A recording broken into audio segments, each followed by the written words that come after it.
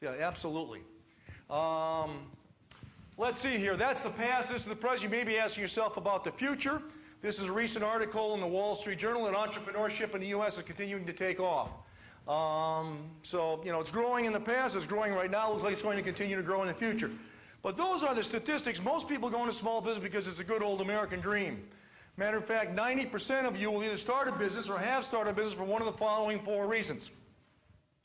Well, let's find out. How many people are in business right now? Whether it's full-time or part-time, I could care less. How many people are in business right now? Okay, good. So a few hands there. Terrific. And this is why a lot of people get into small business. Independence. You're flat out tired of working for somebody else. There's a lot of fun by starting your own small business. There's prestige in the community of creating new jobs through products and services. And what I like best about small business, there are no restrictions. You go to work, let's say you decide to leave the city of Detroit and you go to work for a large corporation. The first thing you want to do is fill out a job application or submit a resume, and they're going to evaluate you based upon your education, age, race, sex, or background. In small business, no one cares about these things. For example, in terms of education, you know, nowadays, where'd you go to high school? Where'd you go to college? Where did you go to graduate school? What was your grade point average? In small business, no one cares about these things. Did you know America's 35 richest individuals, half are high school dropouts and less than a third ever graduate from college? Nobody cares. For example, the single richest person on the planet lives out in Seattle, Washington, in that area. His name is Bill Gates. Where did Bill Gates graduate from college? He didn't. He's a college dropout. Think how ashamed his parents must be. There goes our son, the college dropout, yes. Nobody cares in small business. This is not a dramatic pull. Salary back up to where it was before he quit his job. Well, on page 5 of the workbook, and you may want to write this down, a fellow named Howard Shenson on the West Coast did a recent study of people just like this gentleman here, and what he discovers is that 1.5 months after leaving their job, they were making 65% of what they made before they quit their job. Within 3 months, they were at the break-even point, and after 7 months, not only were these people having fun, not only were they able to hold on to more of their profits by using the small business tax shelter, but they're also able to make 50% more than what they made before they quit their job. And it makes sense if you think about it, because no one's going to pay you what you're worth. You know, you've got to get out there. And like I say, you can make 50% more. Well, you know, let's have a, you know, people at Wayne State University, a lot of times, you know, we have surprise college quizzes. Us professors have surprise college quizzes, and I'm no exception. We're going to have the first of many surprise college quizzes tonight. Can you get satisfaction in small business? Can you have fun out there? Yes. Absolutely. Can you make money in small business? Yes. Absolutely. Can you lose your shirt or blouse in small business? Yes. Absolutely. Don't let anybody kid you. Small business is also America's nightmare. How many people here tonight are interested in starting a business or expanding your business? And you can be honest with me, you're scared. Good, you should be scared. Matter of fact, those with your hands down are in real trouble. Look at these statistics. You know that 1 out of 3 new businesses will fail within 6 months. 75% of startups will shut down within 5 years. And 9 out of 10 companies operating today will eventually fail or just give up trying.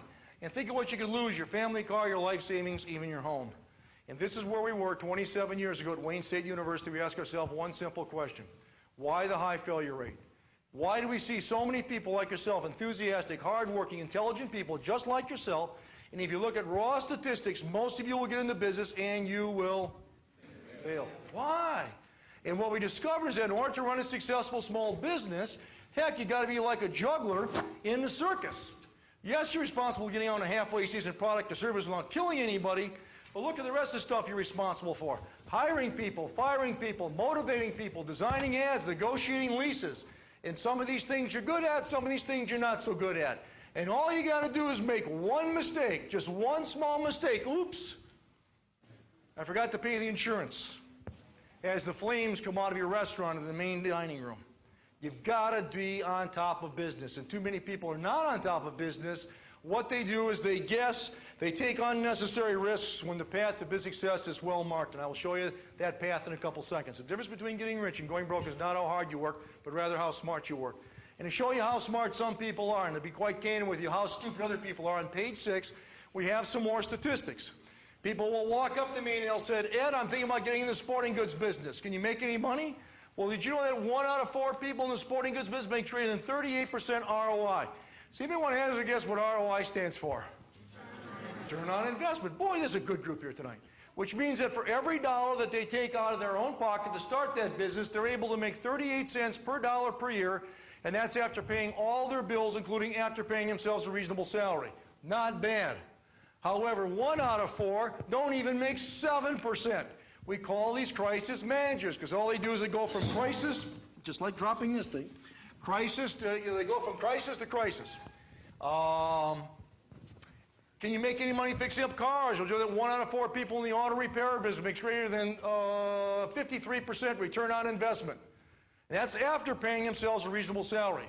However, 1 out of 4 are making 4%. These people are better off putting their money where? The worst bank in Detroit will give you 4.5%, 5% return on your investment, which is called interest, and a free calendar at the end of the year. And you get that return on investment with a lot less grief. Now, I'm now going to make you honorary consultants working for the prestigious consulting firm of Dewey, Cheatham, and Howe. And tomorrow morning, one of your clients comes in there and he wants to start a small business. He wants to open an automotive repair shop. How much is the lack of business skills going to cost you? Well, if they're a crisis manager, they'll be lucky if they make 4% on $40,000. Or consultants, what's 4% of $40,000? $1,600 a year. Good. These people are going to make almost $21,600 a year. And again, that's after paying themselves a reasonable salary. And so the lack of business skills is costing these people down there $20,000 a year. And we can't blame it on the economy because these are all business in the same economy right here in the U.S. We can't blame it on the industry because they're all in the same industry. The only thing that's left over is the lack of business skills. And that's what my objective is tonight, is to improve your business skills. So if you turn to the next page of your workbook, we're going to get started in improving your business skills tonight, and that's on page 7. Okay? And I want you to prepare for these business skills, and I've got to run outside here and get some water. Right back. Don't you all leave me now.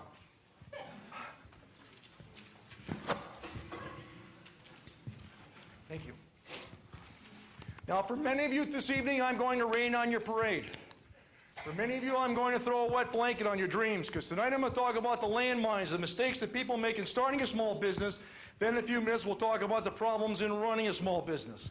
Now, why I sound so negative about business is because we're going to learn from the pain and suffering of other people without having to go through it ourselves.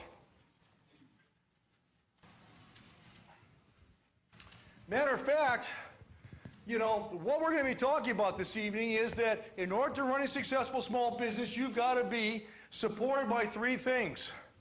Marketing, which is another word for selling, production, which is producing the product or service, and administration, which is a $10 word for paperwork.